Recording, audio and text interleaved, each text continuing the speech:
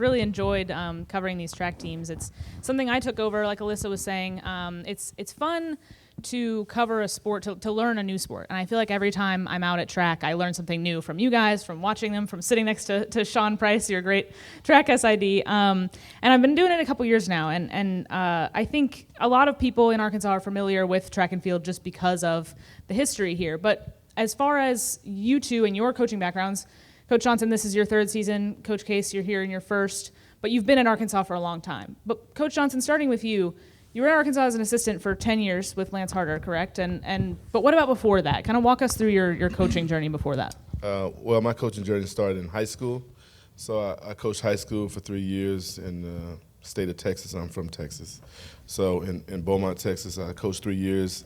Then I came here as a graduate assistant or volunteer assistant, coached here for 2 years, and I took my first paid job, I guess, collegiately at Penn State, and I was there for 10 years. And then, obviously, I found my way back to the University of Arkansas. And then, Coach Case, you've also been in Fayetteville a long time, came over with Coach Bucknam. But tell us a little bit about your kind of coaching journey in your career. Yeah, they like to not pay track coaches for a while, so I know what Chris is talking about.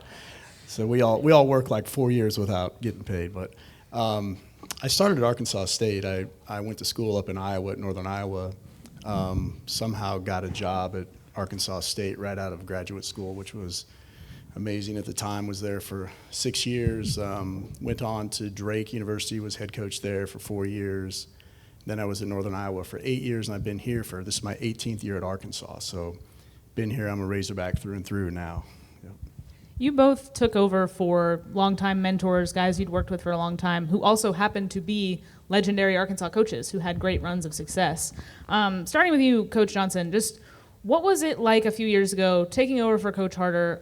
What do you feel like prepared you for that? I think time. Prepares you, having a really good understanding of what it's like to coach at Arkansas and the expectations that you have coaching at a school like the University of Arkansas. So also knowing Coach Mack and just understanding his way, and he'd always come around the offices. As a graduate assistant, I would always talk to him, and he'd always take time to kind of explain his philosophy in his own way about doing it. So I think having a really good understanding of what the expectations are and how to live up to them, and obviously says, hey, do what's best for the kid, and you always do what's best for the team. Then, Coach Case, you have known Chris Bucknam, who you took over for a really long time. You competed for him, you coached under him for most of your career. Just what was it like when he kind of handed the reins off to you? I know we were there when you were introduced, and that was something that meant a lot to both of you.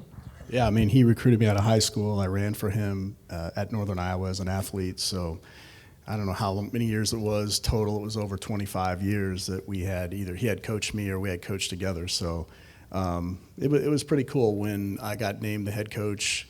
It was in the works a little bit, prior. We kind of knew what was going to happen, but I think we did a good job of kind of keeping it quiet till right at the end. But it's as Chris said, that here at Arkansas, you have to know the expectations, and you have to know the history of the John McDonnell, Lance Harder, all the greats that did all the things they did while they were here at Arkansas. And I think that overall, when you look at just a program in general and what it's done for 40 years, it's the history is unbelievable. It's amazing to go back and look at the school records, the way kids ran back here in the 80s, and you'd be really amazed at how great this program's been for 40 years now.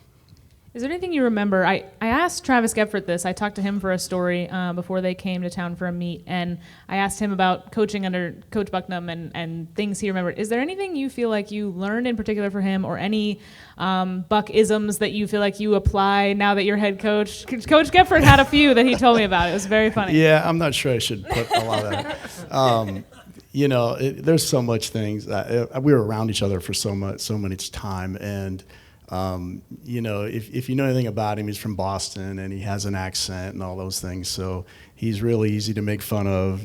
Go get in the car over there and stuff. So we always talk to him like that.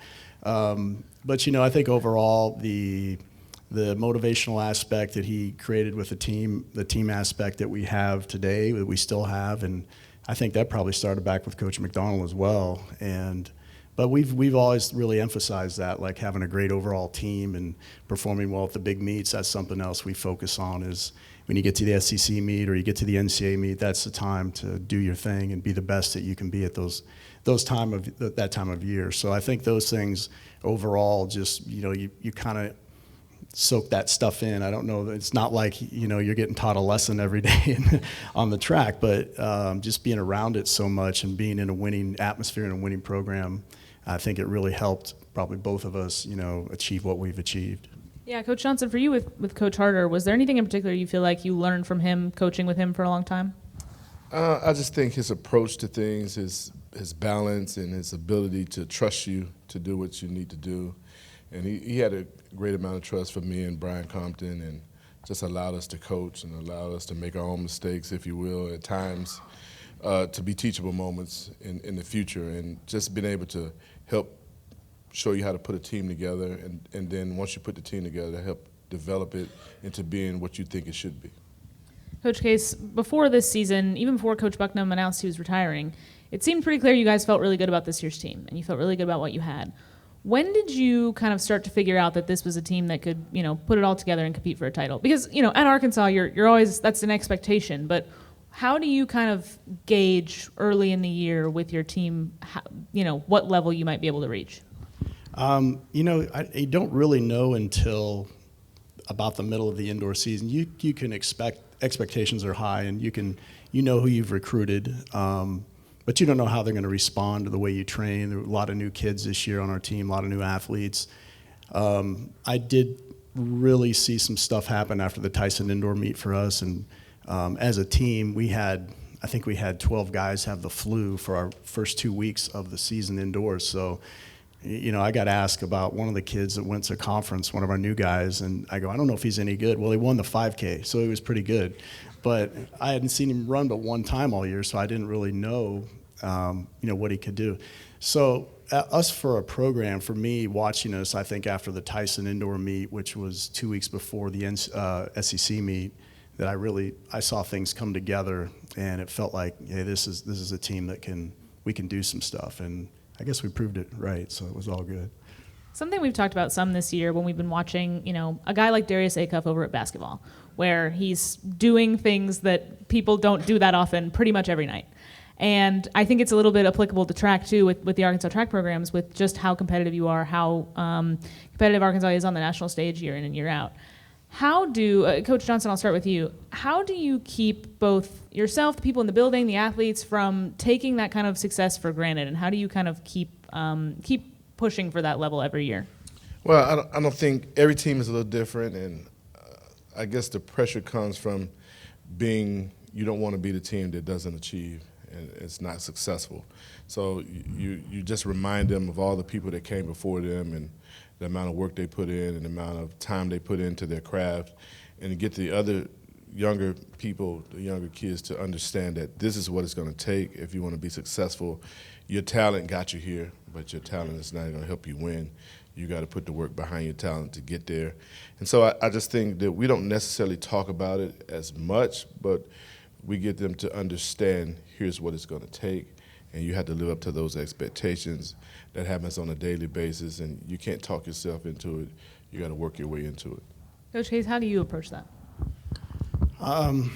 It's, again, when you come to Arkansas, you know what the expectations are, I think. And I think John Anderson even asked me that question, and I said, well, we recruit like that. We start our questioning a little bit. What level do you desire to compete on? Do you want to go on? Do you want to be a professional athlete? Do you want to make Olympic teams? And then, we tell them that it's different in Arkansas. We say it's different here. There's a huge team aspect to what we do, and there's expectations to go on and win. And I think that's motivational in itself. And I've been asked about the trophies back there. All the trophies when you walk in, and that's pretty motivational for our teams, for our athletes. And when you see that stuff and you're around it every day, I think you kind of take on that persona a little bit, and it gives you confidence and makes you a good athlete a little bit. Seems like we're always talking with coaches in other sports about transfer portal, NIL, things like that. How has that impacted track and field? What does that look like in the world of track and field? Because it's similar but also different in some ways, I think. Coach Case, do you want to take that first? Well, I mean, that's flipped everything over, recruiting-wise. It's not that you wait to use the portal, but you can only really recruit the high school highest kids out there, because it's very difficult to come into a program like this and make an impact coming out of high school. It's very difficult. Now I'm not saying we don't recruit high school athletes, but at the same token, the portal, you get an advanced level athlete that's proven at the collegiate level, and many of the kids that we recruit, they've scored at an NCAA meet before and things. So it's changed the way it is, and you get a lot of 1 or 2 year athletes, and that's what I was talking about earlier when I wasn't sure how some of these guys would respond to the training and things like that. So you don't know that year into year, and it kind of takes a couple meets to figure it out. But it's changed things a lot. At the same token, we're going to go out there and recruit the best of the best, no matter what level they come in at. Coach Johnson, how have you guys kind of approached that? Well, the approach is, I guess, is different. I mean, if you look at the team that we had, we finished 4th place. All those kids were here last year, every last one of those kids. And I think the NIL, it's changed the development of student athletes, and it expedites everything. And if you don't adhere to the changes, then you're going to kind of fall behind. So we were fortunate enough to have kids in our program that's kind of matured up. But NIL is a space where you can pay to get the very best athletes. It takes a little bit away from Arkansas in terms of the investment in facilities and the tradition of Arkansas, because people can just outpay you to get the very best athletes. But I think that the athletes that we do get and we acquire, they understand that it's different in Arkansas. Their goals are a little different, and they understand you can't get that anywhere in just any place. You might get the money up front, but your career is going to change. Here at Arkansas, it may or may not change somewhere else, but on the men's and women's side, we're proven to produce athletes that are going to run past college and going to run into a professional career and have a long time career in athletics and track and field. So I think that's different, but I think it comes at a price. It comes with timing and being able to formulate athletes together at the right time to be able to win a championship. And I just think sometimes Arkansas, the state of Arkansas, the University, they take it for granted. It's not an easy thing. It's no different than basketball, football, baseball. It takes what it takes to win, and that takes an investment. And it also takes the ability to change what you're doing to get the result that you want, because everyone else in the country is making that change. And I think sometimes we're slow to change, and we got to expedite that change if we want to continue to promote track and field at the University of Arkansas. I think that is something that people don't realize if they don't follow track super closely, particularly at the collegiate level, about how difficult it is to win a team title because of the depth you have to have, the range you have to have. How have you guys approached, kind of, as new coaches, how have you approached kind of putting your stamp on these programs and trying to continue to keep that depth and continue, like we talked about, this legacy that Arkansas has had? Well, I don't think I've changed or necessarily Doug has changed. I think we've been coaching for a very, very long time. I mean, you're looking at two guys that's coached 20-plus years. Most of the time that's been an assistant coach. But seeing how it's done, seeing what it's going to take. But I think that change is inevitable. And I think our ability to adapt to the different type of kids that you're recruiting, the international recruiting, the management of the athletes that we are recruiting from a high school standpoint, and the ability to know what talent looks like and seeing it develop 3 or 4 years from now is understanding. So when you recruit a high school kid, they might be really, really talented, but the difference is, will they be able to matriculate and do the same thing in college? That's the biggest difference, I think, and we've had the ability to get the right kids, whether that be a portal kid, whether that be a high school kid, whether that be a junior college kid. We've had them all. I mean, Doug has had every type of kid that you would expect to have in a program, but the biggest difference is being able to coach them and develop them whatever level they're at to make them better. And I think the kids that come to Arkansas, they want to get better, and they need to get better each and every year, and they need to be able to see that for them to continue to work hard, and I think we've done a fantastic job doing that. Chris, you use a great word, adapt, and if you're a coach and you're not adapting and changing with the rules and the situations you're in, then you're going to fail. So I've never been myself like locked into a system that we're going to do this or we're going to do that. And we just had a little meeting this morning, and we talked about a little bit about recruiting. And I have some new coaches that haven't coached very long, and I basically said, look, we're going to recruit the best athlete no matter what event they're in. The event isn't as pertinent as the great athletes. So, we're going to go out and recruit anyone who we think can score at an NCAA or an SEC meet. Doesn't matter what event they're in. It doesn't matter if we're 2 deep or 3 deep in that event. If we can get the best kid in the best event, we're going to do it. There's a lot of pro athletes that stay around and train in Fayetteville. Coach Johnson, for you specifically, tell us a little bit about working with some of those athletes once they're done in Arkansas, and what does something like an Olympic year look like for you when you're also working with them in addition to your Arkansas team? It looks busy. It looks busy. Track is one of those sports that it's a time-consuming thing, and it just takes time. But when you invest in a student athlete, we're going to invest into them for the rest of their lives. So it's really not a situation where we're looking to just do it for their collegiate time. We want to do it if they're good enough and they have the ability to continue to get better and run at a very high level. We want to stick with them, and I think that's a big attraction because they understand that we have a lot of professional athletes here, and they are successful, and they want to be a part of that. So they're seeing themselves past the college ranks, and they're seeing themselves as a professional athlete, and those, like to Doug alluded, those are the type of kids that we want. So we got to be able to provide them something past the college the situation to get them to understand that Arkansas is the place for them. So we're recruiting athletes who want to be a professional athlete, who have the ability to be a professional athlete, but within that you got to provide them something that's going to want them to come here initially. And I think that's what our professional athletes have been able to do. They help our recruiting. They help set great examples for the younger athletes, and hopefully the younger athletes, the collegiate athletes, can see themselves being where the professional athletes are at currently.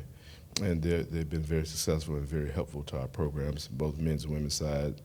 I mean, we've all coached medalists, and Doug's coached some Olympic gold medalists, and that matters because that's the pinnacle, and everybody wants to get to the pinnacle. It's very different than baseball or basketball or football, where they don't have an opportunity to stay with their college coach or whatever the case may be, because that's how it goes, right? But in our sport, they want to stay where they're going to be successful.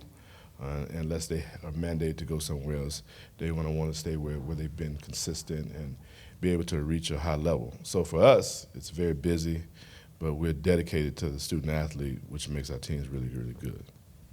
Coach Case, I want to talk to you about Jordan Anthony, because I think if there's one recent athlete, people that aren't necessarily watching every meet, no, it's Jordan Anthony. Having won the Bowerman, we were joking when you guys did a thing at Basketball Forum at halftime, had to carry the trophy out there. It is a very large trophy. Jordan's career was so interesting to track because of him starting out as also being on the football team. Tell us a little bit about when you got Jordan here and how you kind of navigated his being on the football team and then kind of getting him to see, hey, track and field's your future, and how you were able to develop him into the success he's having now. Well, he came to us from Texas A&M football. He didn't run track there at all.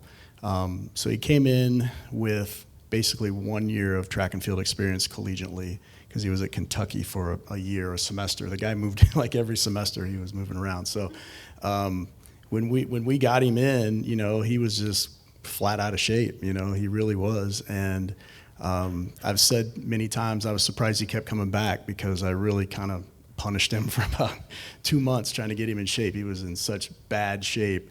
But he did a great job. And I don't want to say it was football shape, but it kind of was a little bit, But he really dug in, and he did what he was supposed to do. He didn't back down from the workouts. He didn't back down from the times that we tried to have him run and practice and things. And there was a breakthrough day I can just remember in practice, we were running 150s down at Tyson at the indoor track, and I was giving guys like a chaser. So I sent a group out of really good sprinters right in front of him to run a 150, and they're good. And I set him about 5 meters behind him, and then I had him take off, and he got to the top of the turn, and then all of a sudden he hit a special gear that I'd never seen in my life, and that dude passed those guys, and I was like, wow, this guy is a special individual. You know, it's the first time I'd really seen him do something like that, and you know, I think for him, just the overall accomplishments that he had on the short time period that he trained with us, coming off of football, never had the fall, because we train all fall, right? I mean, it's grueling out there, and we get guys into really good shape and great condition and all that things. But he came off of a football conditioning and football playing. So I give him kudos like crazy for hanging in there, doing everything he was supposed to do, and just he became the best athlete in America, you know, NCAA track and field, winning that Bowerman Award. And that thing weighs about 50 pounds, I think. I know what you're talking about. And you know it's gold, by the way. I don't know if you knew that. It's actually gold. So, yeah, it's pretty cool. So now you've got another sprinter / football player in Jelani Watkins, who's already broken one of Jordan's records. Tell us about Jelani, what you saw in him, how you got him here. Jelani's a transfer from LSU, football as well. He did run track there. But Jelani is another guy that, you know, I would say didn't come in the best of condition, the best of shape. We got him in January as well. But he's another guy that did what he's supposed to do. You know, he did everything right, and he didn't make any fuss about doing the workouts, you know, and they're hard if you haven't been in our mix and doing what we're doing. But he developed into a great indoor sprinter this year. I think he ran 6:46, which I believe is the 4th fastest time in NCAA history, possibly. I think his 200 is a top 8 or no, that was I think the 4th fastest time in NCAA history. He almost broke our school record, which was the world record when it was set. Is that the Wallace Spearman Jr. Yeah, record? Wallace still holds that record at 2010. He ran 2011 in the prelim. So, I mean, what he's done in a short period of time, again, is pretty amazing. And, you know, I think it's all because of the attitude that both of those two athletes had. And neither one of those guys questioned anything. It was pretty amazing how, now, I didn't really know them that well, obviously. They were first semester guys in our program, and they just believed and did what they were supposed to do. And, I mean, sometimes when you just turn your brain off and do what you're supposed to do, great things happen, and I really think that happened for both those guys. Coach Johnson, Sanu Jalil Lockhart, who I mentioned to everybody earlier, is one of their great 800 runners. She's very quickly become, you know, one of the favorite athletes for me to watch, and she's also great to talk to because she's always happy. She's really fun. She's really bright. What has her career been like, and what did you see her do this year? Because I know there was a lot of talk about her training through cross country as well. Can you explain for people that don't know how that would help an athlete like Sanu? Well, obviously, Sanu is a little different athlete. She's got a lot of range, so she's got cross-country range all the way down to the 400 meters, maybe 200 meters, a decent 200 meters, but 400 meters, I think she could be a 50-point young lady for sure. But she's one of those athletes who are just a really hard worker and very determined. I think previously in her career, she just tried too hard, and she's just got to learn how to relax and let the race come to her. And I think the indoor SECs and the national meet, she just kind of let the race come to her, and she ran a really, really good race. We thought she could win it, but finishing NC2A runner-up with the best in the country. I mean, we're competing against 360-plus schools, and to be runner-up or be top 8, it's very, very difficult. And you don't have a team necessarily. Your team is comprised of people in different events, so you're basically doing this on your own. You're responsible for the team points, but you're doing it on your own. So to have that type of weight on your back and be able to come through in the clutch, and she came through in the clutch, and she did a really, really good job. And it's been a maturation for her. She's a transfer from Texas A&M, and obviously we had to show them how to really get it done. But she's been fantastic for us, and she's grown and developed, and we're looking for bigger and better things outdoors. Speaking of outdoors, that gets going very soon here. What do you feel like you learned about your team from indoor season, Coach Johnson, that you're taking into outdoor, and what goals do you have for your athletes and your team overall in outdoor season? Well, I think the bigger the meet, the bigger the situation. You learn who's going to fight and who's not going to fight. And I think we got a team full of talented young ladies, but they're also very competitive, and they're going to fight, and they're going to step up when it really, really matters. So when you're looking at a team, there's a lot of teams with a lot of talent, but who's going to step up when it really matters? And you can only see that at big meets, and I think we have a team that's, I mean, you always think it, but you don't know it, and they've proven themselves to be gamers. They want to get it done when it really, really matters the most, and that's what we're most excited about. So we can continue with the momentum. I think we're going to see some special things outdoors. Coach Case, what about you, especially fresh off SEC title and NCAA title? Yeah, I mean, obviously our team expectations are high, and I know that we add 4 athletes to our outdoor roster that we didn't have indoors, and they're all national caliber athletes. So we're looking to have a great outdoor season again. You know, I was asked if you were a good team at SECs. Like, hey, we're a great team. You know, we're a great track and field team, but you have to do it on the day it counts. And I think that's the, you know, Chris was referring to. You got to know when to do it, and it's got to gel that day. And if you don't gel that day, you're probably not going to win because the competition is fierce. And when you can kind of have your team rally on those big dates, the SEC dates and the NCAA, you know, those are the way you win. That's the way you win those championships. Coach Case, you and I talked about after Noah Lyles was here for the Tyson meet and just the attention that brought to that meet. We've talked so much, and a lot of people know that the facilities here are top in the country. What is it about specifically the indoor facility, but also your outdoor facility, and about what you have here that makes it so good? I mean, our facilities are top notch. They're the best. We travel all over the country. They're the best of the best. You know, the Tyson indoor tracks, it's the fastest track in the world, indoor track in the world. And then when you have opportunities to bring someone like Noah Lyles in, and you know, it was a huge crowd that weekend for that Tyson Invitational meet, and but he loved the place. You know, he said that was one of the top 5 places he's ever been at a track meet before, and he's been a lot of places. You know, the guy's been all over the world to run, but I thought that statement said a lot for our facilities and our programs and the way we run a track meet, and our officials, everything. And you know, you go up to our outdoor stadium, and it's beautiful too. And the Frank O'Mara Center on the end it's the best training facility you could ever ask for. The training room's there. We have our own weight room there. We have a team room. We have locker rooms, equipment room. All that stuff is encompassed in one spot right there on our campus, right there at our outdoor track. And you know, we are really lucky to have great facilities like that.